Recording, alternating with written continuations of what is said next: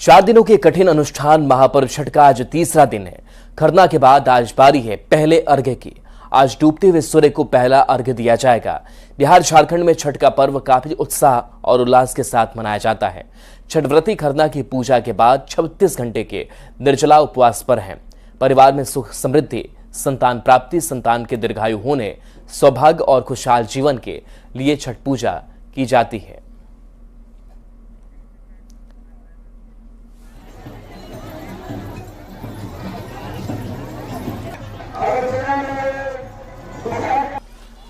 और देखिए इस छठ की छठा को लगातार न्यूज 18 बिहार झारखंड आप तक पहुंचाएगा। पटना से हमारे साथ न्यूज 18 संवाददाता संजय कुमार, रांची से गौरव झा और दिल्ली से प्रियंका हमारे साथ जुड़ रही है। सबसे पहले पटना संवाददाता संजय के पास चलते हैं। संजय, अगर दीघा घाट की बात करें तो वहां अभी किस तरीके की तैयारी है?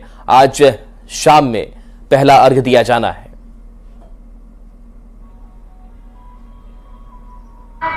जी राहुल, बिल्कुल। देखिए, सूर्योपासना के सबसे बड़े पर्व महाव्रत छठ का तीसरा दिन है और आज अस्ताचलगामी सूर्य को छठव्रती अर्घ्य देंगे। दीघा घाट की तस्वीर हम आपको सीधे तौर पर दिखा रहे हैं। गंगा पर जो घाट है उसको पूरी तरीके से तैयार कर लिया गया है और इस बार जो लाखों श्रद्धालु राजधानी पटना में जो अर्घ्य देंगे उसको देखने के लिए राज्यपाल, मुख्यमंत्री के अलावा बीजेपी के राष्ट्रीय अध्यक्ष जेपी नड्डा भी मौजूद रहेंगे।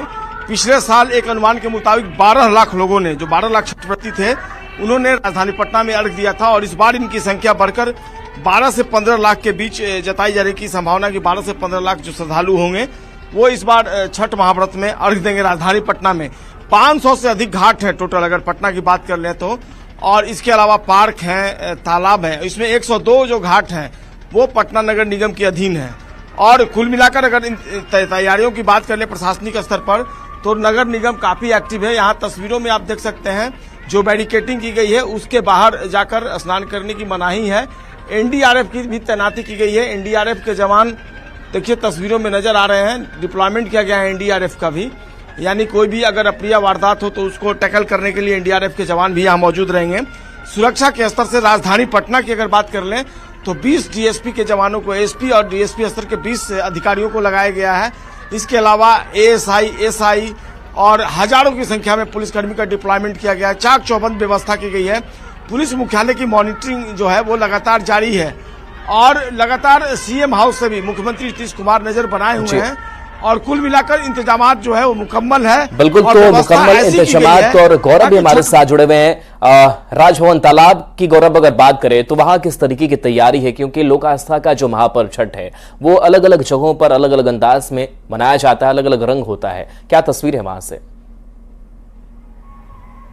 बिल्कुल राहुल, हम आपको बता दें कि राजधानी रांची में भले ही आस्था में कोई कमी ना दिखे लेकिन उत्सव में थोड़ी कमी इस वजह से दिख रही है क्योंकि इस बार हम लोगों ने पद्म विभूषण खोया है, यानी शारदा सिन्हा को खोया है। अभी अंतिम यात्रा जब उनकी हो रही थी तो उस दौरान भी आपने सुना कि किस तरीके से छठी मैया के जयकारे के साथ उन्हें अंतिम विदाई दी जा रही थी। क्योंकि जब छठ के इतिहास पर आप बात करेंगे तो आपको पता चलेगा कि अगर माता सीता ने त्रेता युग में छठ किया तो द्वापर युग में द्रौपदी ने किया था। जब कलयुग की बात आएगी तो हर ओर ये चर्चा होगी कि शारदा सिन्हा थी जो छठ के गीतों को ग्लोबल कर रही थी। अगर हम राजधानी रांची की बात करें तो राजधानी रांची के अलग अलग छठ घाटों में से सबसे वीआईपी छठ घाट जो है वो राजभवन तालाब ये माना जाता है, जिस जगह पर हम इस वक्त मौजूद हैं। और यहाँ अगर हम बात करें तो नगर निगम की तमाम तैयारियां जो है वो पूरी कर ली जा चुकी है। थोड़ी साज सज्जा की तैयारी भी चल रही है क्योंकि अनुमान लगाए जा रहे हैं कि झारखंड के मुख्यमंत्री हेमंत सोरेन इसी घाट पर जो है वो अर्घ्य देने के लिए आएंगे।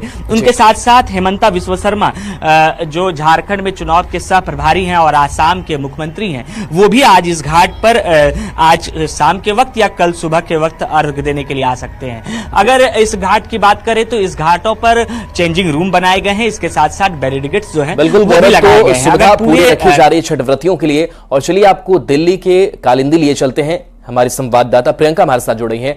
प्रियंका, कालिंदी की अगर बात करें, छठ घाटों की बात करें तो थोड़ा झाग परेशानी का सबब जरूर बना हुआ है। मनोज तिवारी भी घाटों पर पहुंचे हुए थे। अभी क्या तैयारी नजर आती है? देखिए, मैं अगर आज की आपको तस्वीर दिखाऊं यमुना नदी की, तो आज भी तस्वीरें पिछले कुछ दिनों से अलग नजर नहीं आ रही हैं।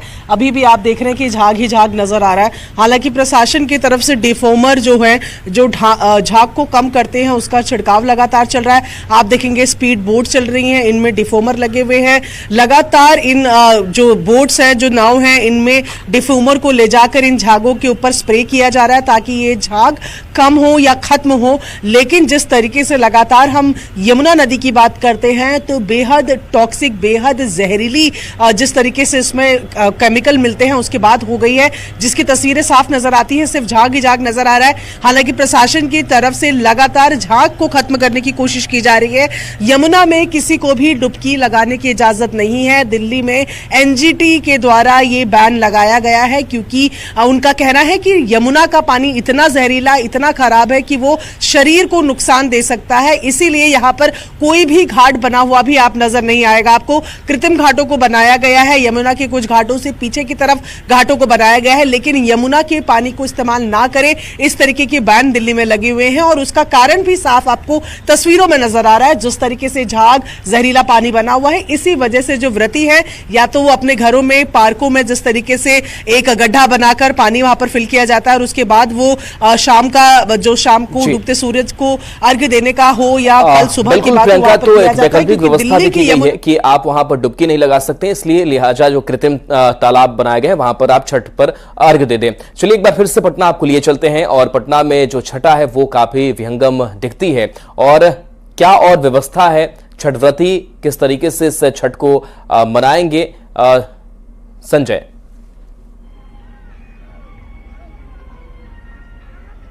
जी बिल्कुल, देखिए अगर आप सुविधाओं की बात करनी है, व्यवस्था की बात कर रहे हैं, तो दीघा घाट की थोड़ी तस्वीर देख लीजिए।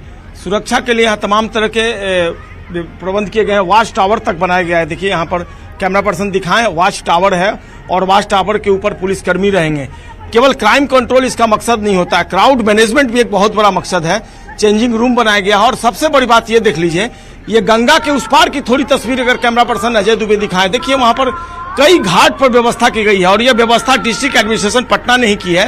गंगा के उस पार जो दियारा इलाके में लोग रहते हैं वो वहां पर पहुंचेंगे। हालांकि छठ व्रत के दौरान जो बोट है उसके परिचालन पर रोक लगा दी गई है, लेकिन जो बड़ी आबादी दियारा इलाके में रहती है वो भी पहुंच सकती है। उस पार भी देखिए तमाम तरह के इंतजाम किए गए हैं। तो व्यवस्था इस तरीके से की गई है कि लोगों को परेशानी न हो और बड़ी संख्या में लोग जो है पटना में आते हैं, दूसरे परेशानी ना हो। इस बात से रांची चलते हैं, गौरव जो हमारे साथ जुड़े हुए हैं। गौरव, आस्था में कोई कमी नहीं है और आज जैसा बता रहे थे कि मुख्यमंत्री भी पहुंच सकते हैं, तो आज एक श्रद्धा भक्ति का भाव जो है वो इन घाटों पर नजर आएगा। और क्या तस्वीर वहां से?